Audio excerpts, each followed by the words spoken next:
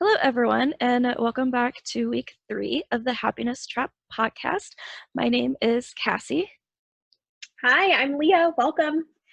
and this week we are going to be reviewing chapters 15 through 23, which finishes out part 2 of the Happiness Trap book by Russ Harris. And so we start these chapters talking about our urges and the idea of what urge surfing is in acceptance and commitment therapy. Leah, what's your take on urge surfing?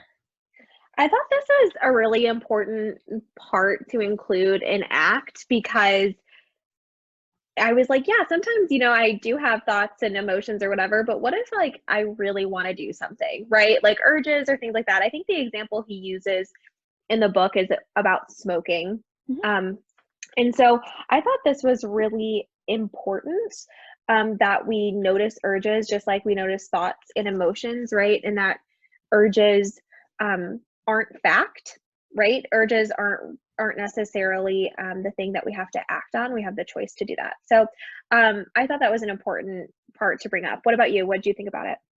Yeah, I really liked it. I like that he kind of outlines it as we don't have to struggle with our urges, but Mm-hmm. we make room for them. So he's going back to that kind of observing self, this expansion that we've been talking about through this book. And how do we recognize this urge, make room for it, but then decide if acting on it is in line with our values, right? Mm-hmm. And I like to think of the example kind of going off of what you shared about last week with stubbing your toe, right? Mm-hmm. You stub your toe and you're at home alone, you might say a cuss word. That might be the first urge that comes to your mind, and it happens. But say you're in a classroom full of children and you stub your toe, you're not likely to say that same cuss word as you would when you were by yourself. And I think that's an easy way for me to conceptualize what urge surfing can be like in a basis where context matters for us. Mm-hmm. And so that, I don't know, that comes to my mind. And I think for me, it's helpful to reflect back on that. Even our most strongest urges, we don't have to act on them. Yeah. Yeah, I think this is a really common theme throughout Act Two. Like, no matter how strong our emotions are, how strong our urges are, we don't have to act on them. Hmm. And I think that's a really hopeful message, right? Because I've had intense urges, I've had intense emotions Hmm. before, but that doesn't necessitate um, action. And that Right. I still do have the ability to choose my behavior. Hmm. And that feels really hopeful. Yeah. I think it is important too. And several times throughout this book, as we're reading, Dr. Harris mentions how things like how concepts of acceptance and commitment therapy apply or don't apply to trauma. And so I Mm, think it's important for us to talk about right now when we're talking about urge surfing and kind of not acting on our urges, we're not talking about trauma. We're not talking about those times when we are in physical danger or we're in real danger and our fight or flight system or freeze system kicks in. Okay, mhm. we're not talking about that. We're talking about when in our daily life our emotions come up and they cause us to want to act in a certain way that may or may not be in line with our values. Um, so I think that's an important distinction just to make sure that people understand, if you have experienced trauma and that is something you want to process, we really encourage you seeking out a mental health professional to do that in an appropriate way.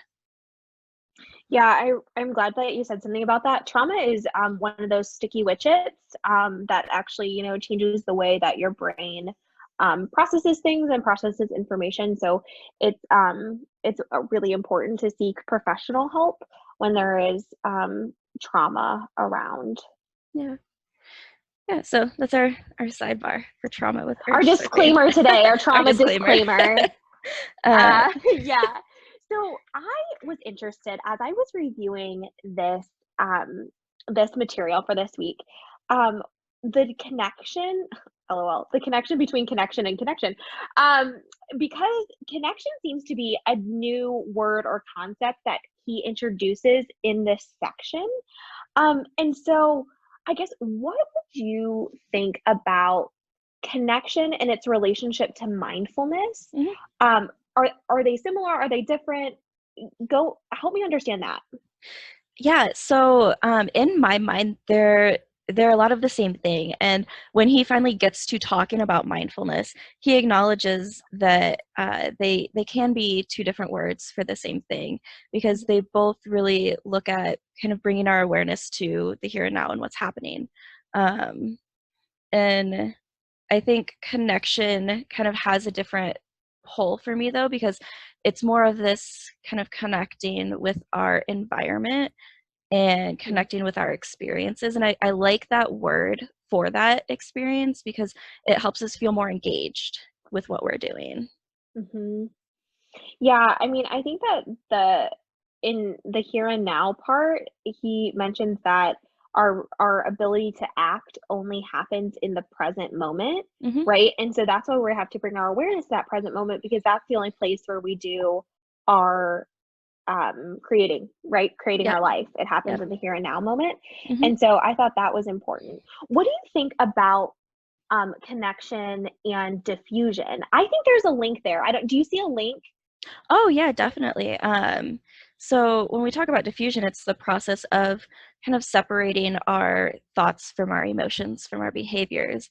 And in the process of connection and the process of mindfulness, what we're doing is kind of redirecting our energy into what matters. Mhm. And I think, that can help us in the diffusion process and saying, okay, I'm focusing on this activity. I'm focusing on taking 10 deep breaths right now. As thoughts come up, I think my mind and I kind of refocus back on what I was doing because it's important for me to practice this because it's in line with my values.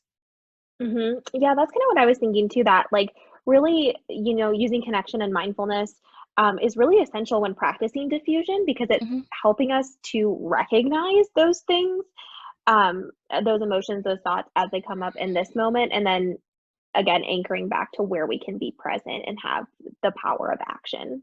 Yeah. And kind of getting back to the connection really needs us to be here now in the present moment. And he makes the distinction between the thinking self and the observing self here.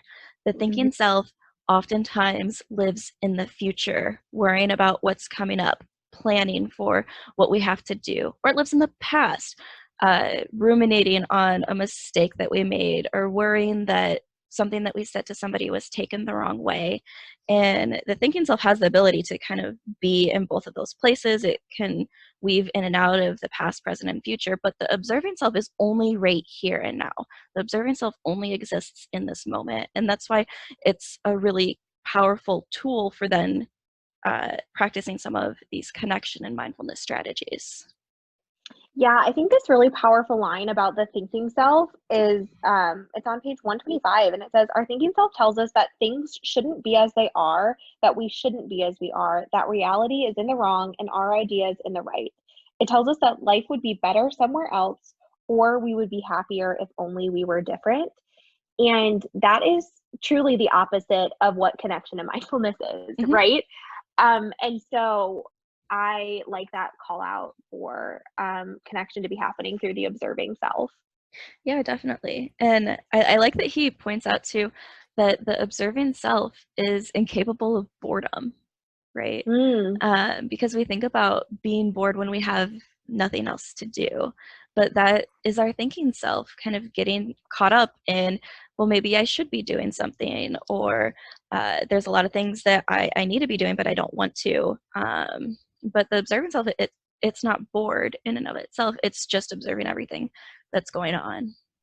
yeah, and being bored is a story that our mind is telling us Hmm. too, right? And it's like, oh wow, thanks mind. Like Yep. I noticed that I have bored going on or whatever. Yeah. Um, And I think that is interesting, especially when you think about at least my gut reaction to sitting down and breathing and doing these connection and mindfulness exercises was, this is going to be boring, right? And again, that is just a story that my Hmm. mind tells me. Yeah. Yeah. So when he talks about the different connection strategies, he focuses on really our senses, right? He Mhm. talks about connecting with our environment in different ways, becoming aware of our body and of our breath and of the sounds around us. And I starred this, what he said. He said, "You are always in the midst of a sensory feast." And Mm, when I read that, it kind of made me rethink just what the observing self is. And we really are, we tune out a lot of our senses most of the day because our thinking self has other things on its mind. It has other things to mhm, do. But if we can kind of step back and tune into that observing self, there's all kinds of things going on in our environment around us that we can take in. And for me, doing so brings kind of a sense of peace and calm. mhm. Yeah. I think, when I do these mindfulness exercises, I'm always asking myself, "What's so bad about right now?"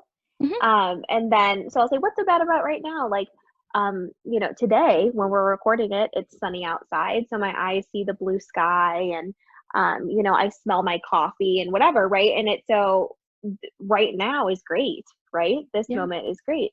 And I I love that. And I also one of the he gives a few different ideas for how to do connection, like simple connection exercises. And I really like the awareness of the body, doing a body scan. How often do you scan your body to see Yeah. how it's feeling, right? Hmm. Like, that's a really interesting one. And I was like, oh, I didn't know that, my ankle felt that way or whatever, right? Um, that I think that one's my favorite one. Yeah, I like that one too.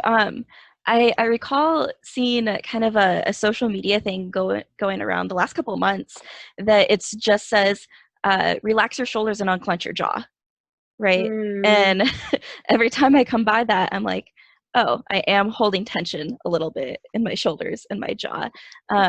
And I think it's funny because this is obviously a very popular meme that a lot of people connect with because it's something that a lot of us do. A lot of us do hold tension in those places. And I think things like body scans can help us become more aware then of what's going on in our body and how we do hold that tension. mhm. Yeah, I was thinking about connection, with doing something you don't wanna do, right? Hmm. So Hmm. it's like, yes, fine to sit and breathe, right? But what about when you're doing connection and, like, for me, I have a paper I have to write, right? And I don't really feel like doing that right now. So what would you say about, like, connecting with an experience like writing a paper that you don't wanna do right now? Yeah, so he kind of goes over this when he talks about washing his dog, and he doesn't like washing Yes. his dog. So connecting with sort of a negative experience or an unpleasant experience, and for me, it goes back to when he talks about the struggle switch, right? Mhm, And we have kind of these emotions that come up, and when we add other things to them, they become dirtier emotions, right? mhm, And it brought me back to that. So kind of like your question of what's so bad about right now, right? mhm, Um, I am just sitting here. I have the keyboard in front of me. I have my Word document pulled up, and I'm typing a paper. Everything else that's going on in my mind, the I don't want to do this, I'd rather be doing something else. Am I doing this good enough? Am I going to pass this class? Am I going to pass this paper?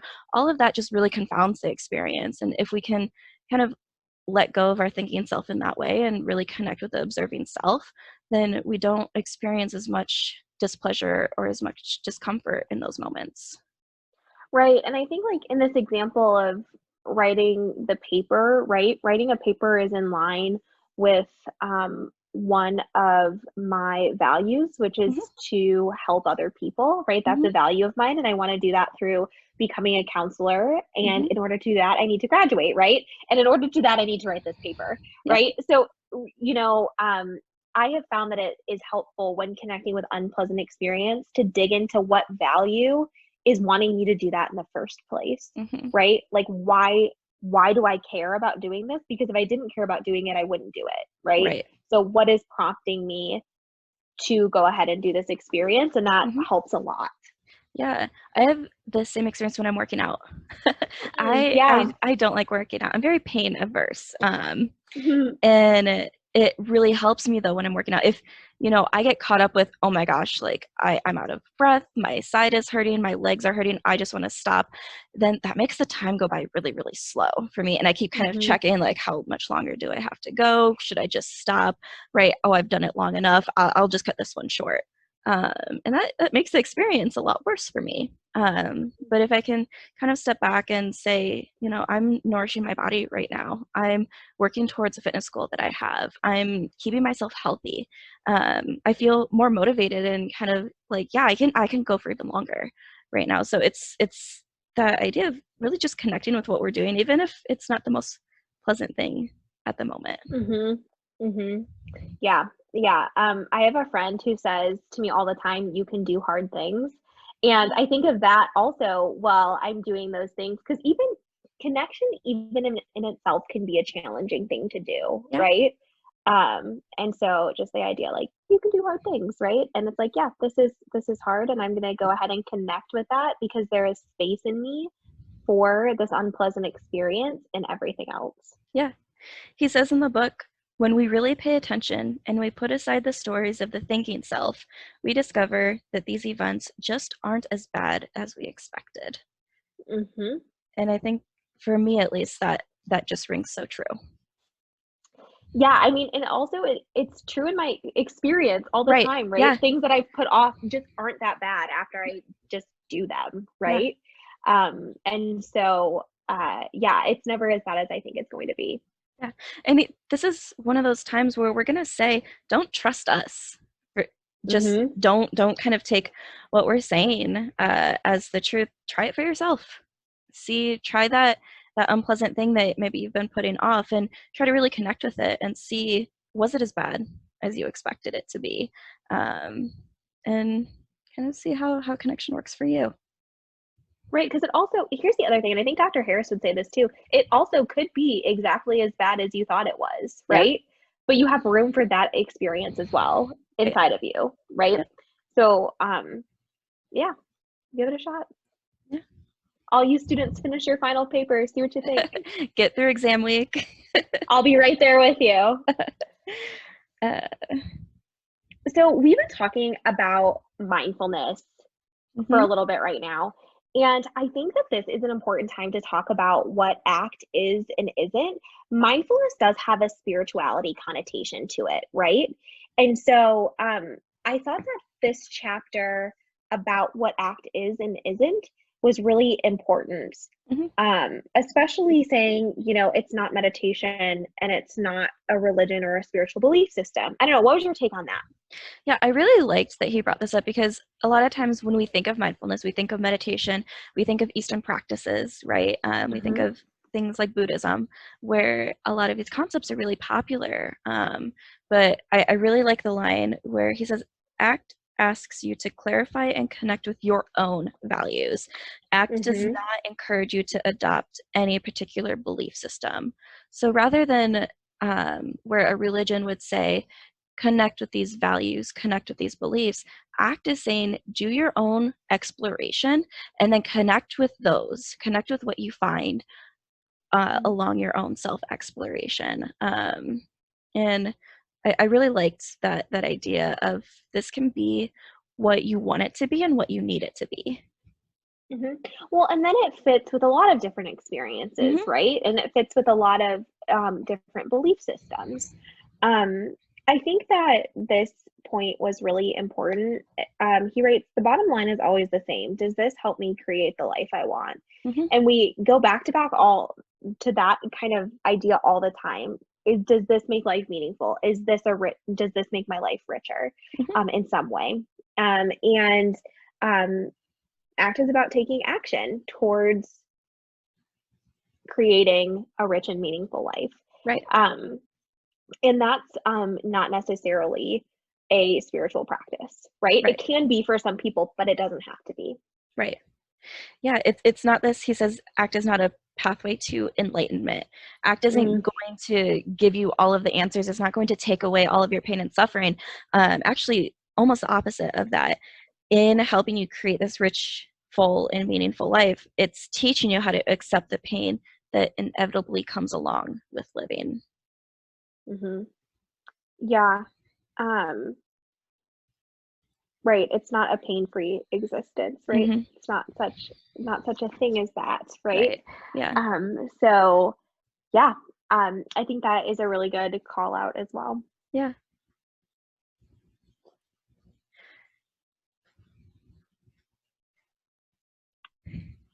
So after he talks about what ACT is and is not, then he goes back to a form of mindfulness and talking about the importance of breathing, right? And Mhm. I love that he dedicated so much time in this book to breathing. This entire chapter talks about the importance of breathing because it's something that, as a mental health professional, it's almost the first thing I go over with a lot of people that I see as clients. Because it does help regulate our emotions in some way and help us kind of come back to the present moment.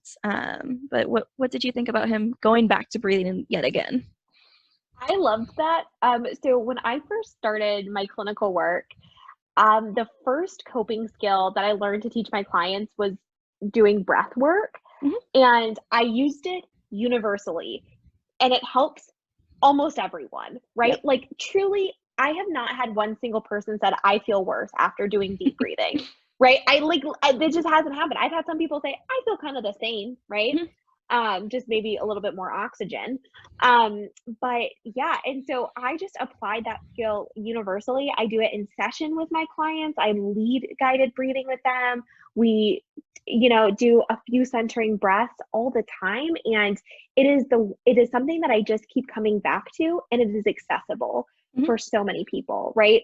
And it's also, you can do it pretty much anywhere, right? If you're at Kroger and you're feeling anxious, you can go ahead and take a deep breath, Mhm. right? You can, if you're in class feeling anxious, go ahead and take a deep breath. It's something that is so available all the Yes. time.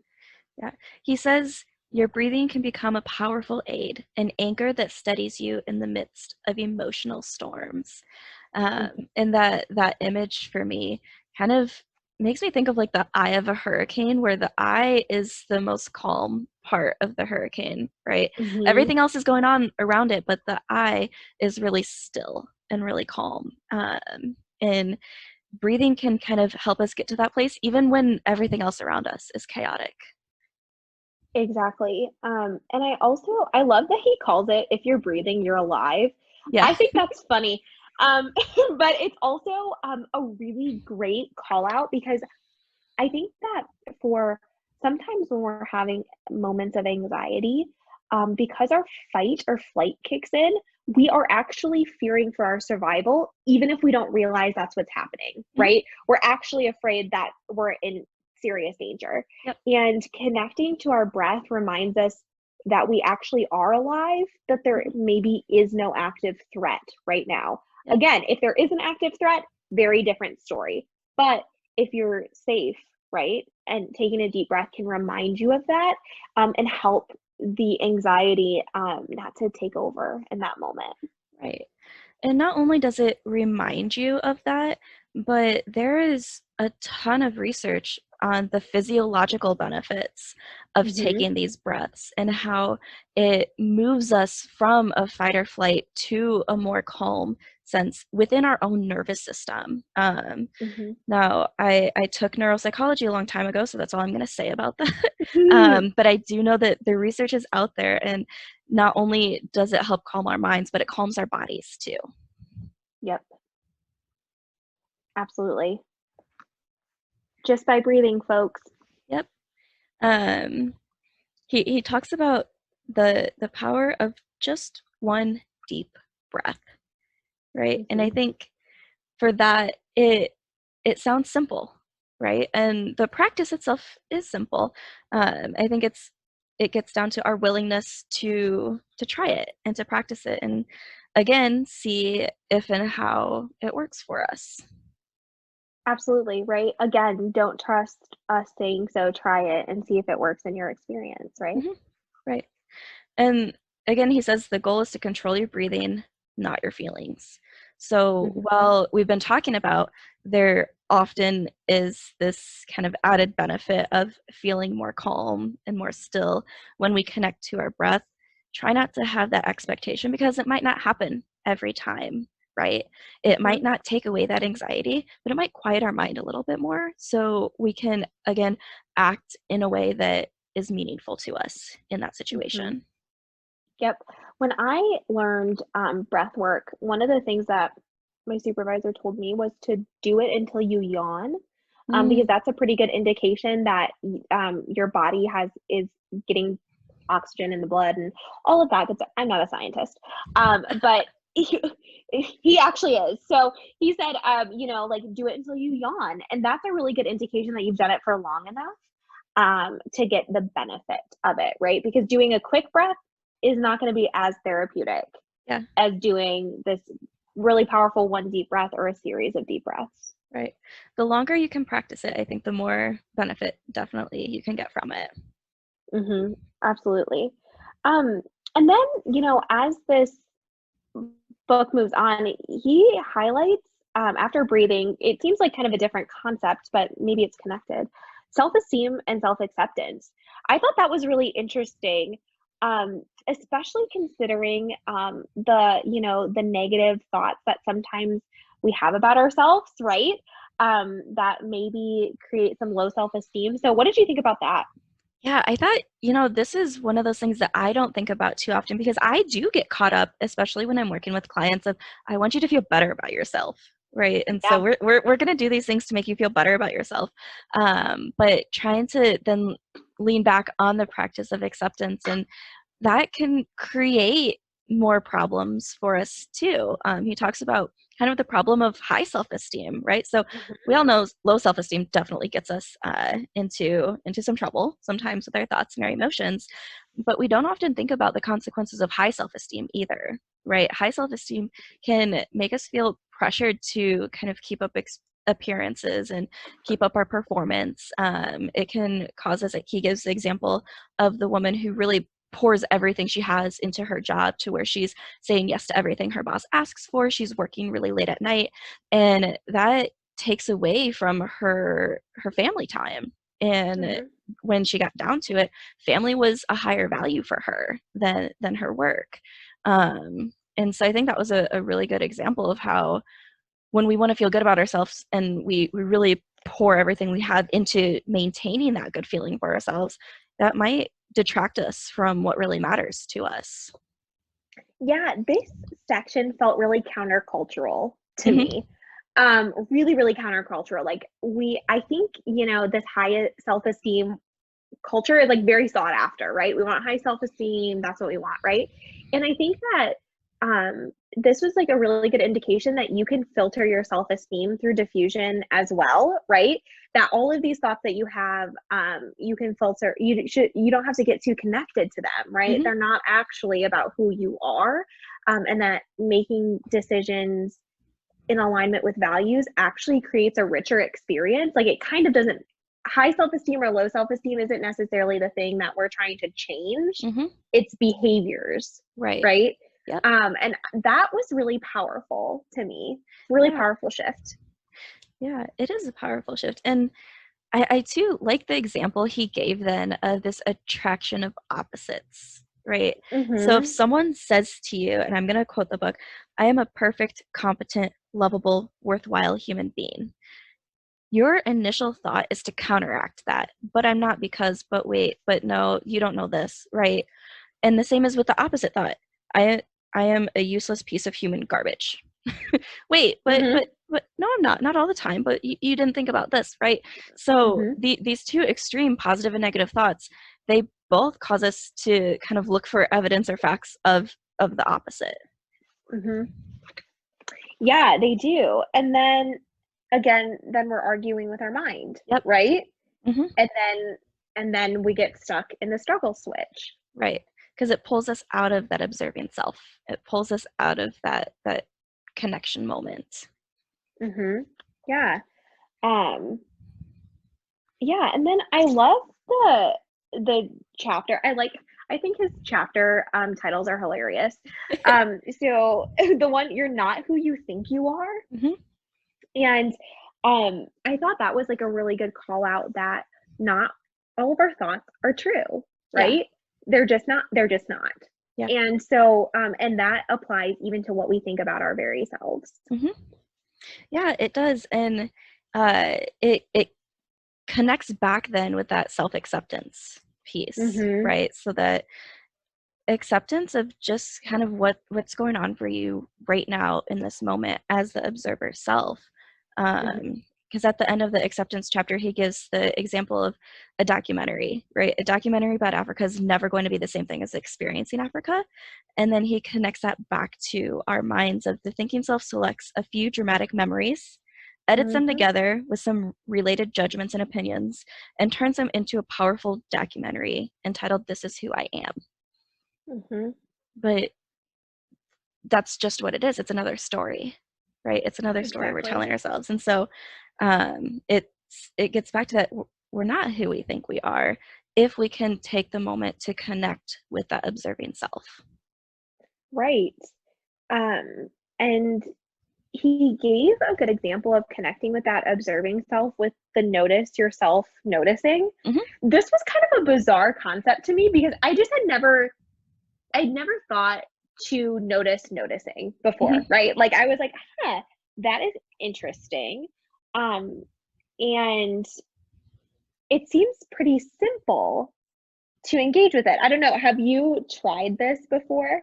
Yeah. So I did it as I was reading through it in the book to kind of see what this experience was like. And you're right, it's simple, but it's not something that we think about very often. But for me, in doing the exercises, it expanded my sense of self in a way. And okay, I can notice this piece of me right now.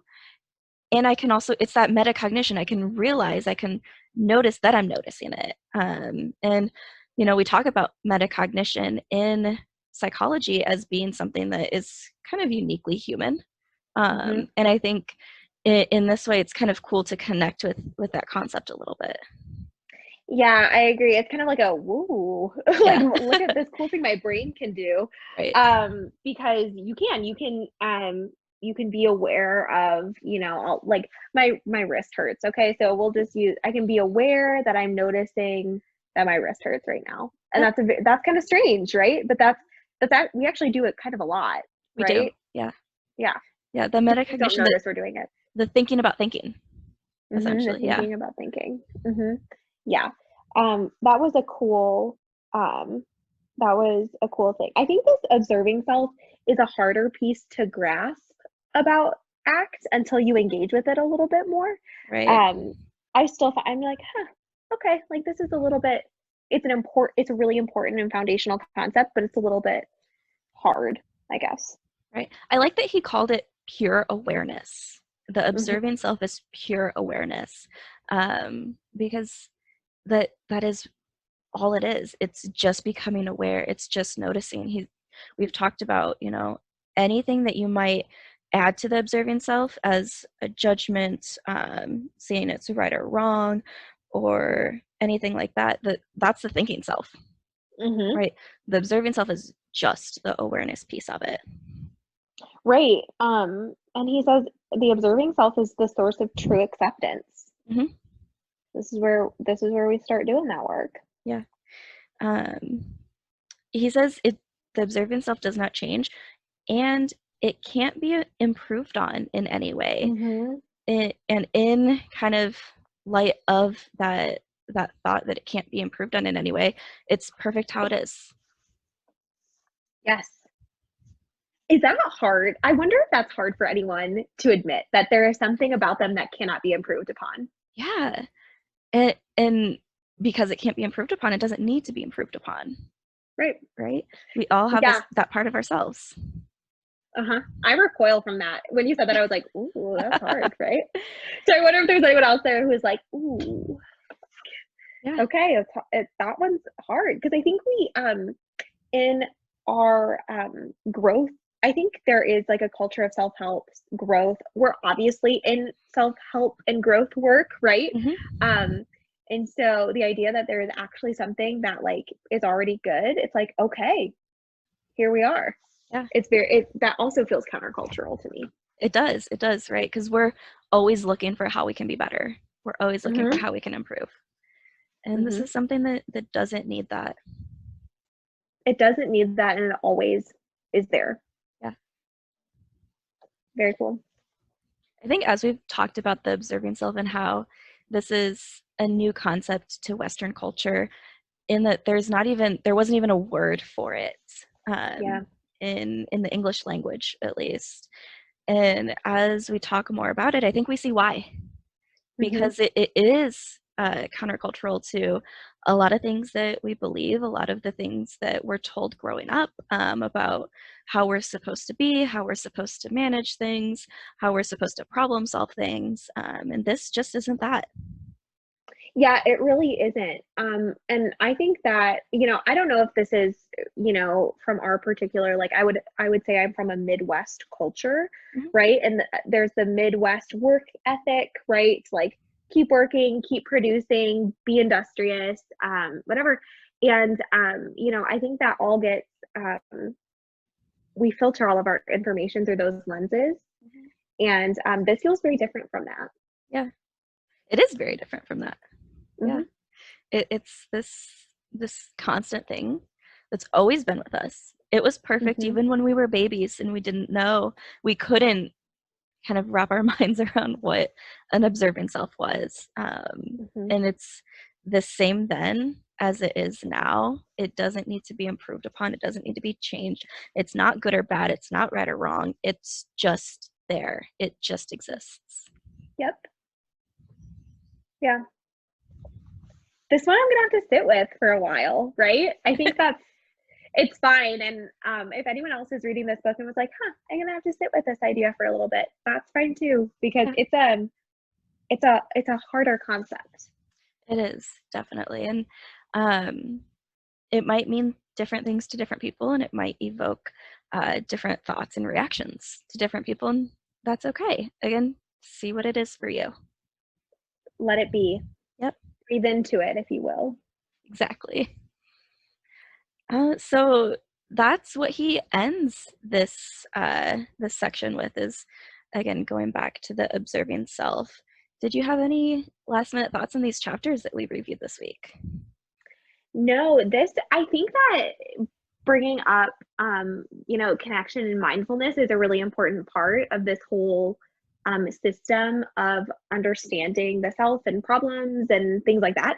So I was glad to see that in this part. I'm really excited to move on to part 3, where we actually talk about how to live in accordance with our values, because we've been talking about that the whole time. So let's talk about how to actually do that. Right. Yeah. This part focused a lot on mindfulness, and I think we've seen that woven through all of the other chapters previous to these ones, but we finally had a name for it in this chapter. And I think it's going to be such a powerful aspect moving forward as we do talk about values. So he says psychological flexibility, which is the center of acceptance and commitment therapy. This is our goal, is to increase our psychological flexibility. Has 2 major components. The first one is the ability to adapt to a situation with openness, awareness, and focus. That's what we did in part 2 in chapters 4 through 23. We learned different ways to do that. The second piece of psychological flexibility is the ability to take effective action guided by our values. We talked about that through these chapters, but where we're going in the final chapters of this book in part 3, all of it is dedicated to what does that mean? How do I find what my values are? How do I know what's important to me? And I think it's going to round out a lot of the concepts and a lot of the skills and techniques that we talked about. I agree. I'm looking forward to it. Me too. Well, thank you all for listening to our 3rd of 4 podcasts on the Happiness Trap. And we hope that you will join us next week as we finish out this book. See you later, guys. All right, bye.